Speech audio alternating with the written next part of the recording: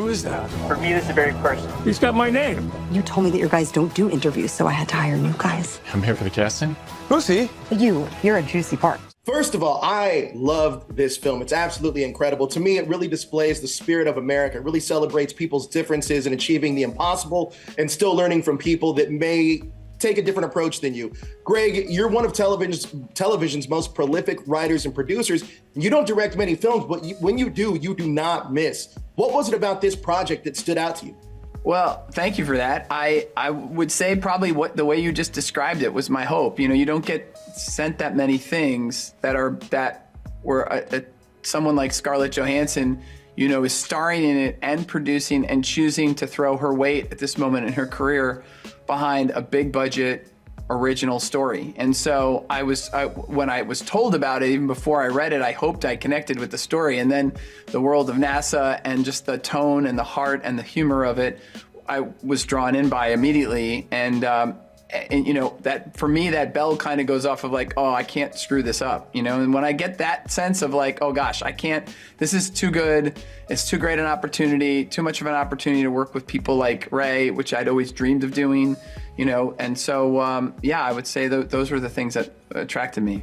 Incredible. Ray, brilliant performance. There's a moment in the film where your character, Harry, got me a little emotional. And I've read that you're very selective about the roles you choose. How did Greg get you on board to Fly Me to the Moon? And what was it about the character of Harry Smalls and the script that really drew you in?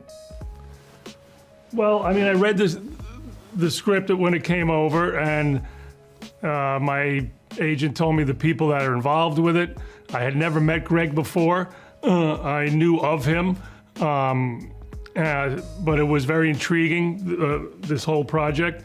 The script I read was, like you said, I love the feeling of it, the tone, the mixture, the feeling of you know, maybe as a country or as a people, we can unite by feeling just pride and in our accomplishments, that we came together.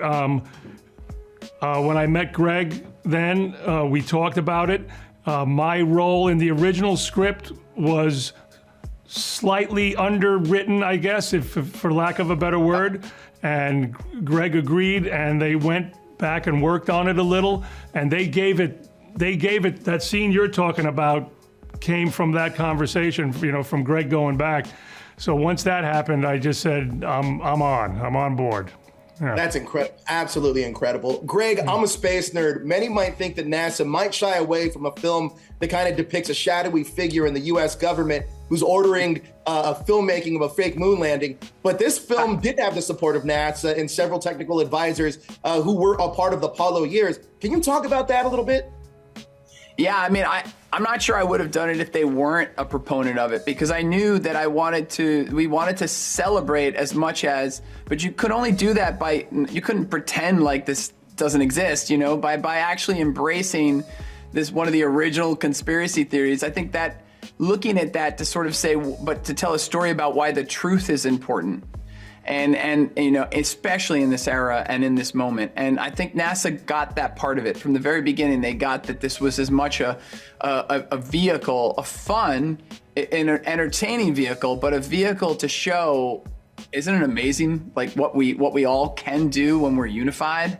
You know, isn't it like we can achieve the impossible? And perhaps definitely the most televised moment of humankind, but arguably the greatest accomplishment of humankind. And so here we are, you know, actually getting to tell that story with a fun historical fiction kind of twist on it. And their support meant everything. It meant we could shoot there, and then we had the technical advisors, so we could really capture the truth of all that. And yeah, I was really, that was one of the reasons I wanted to do it.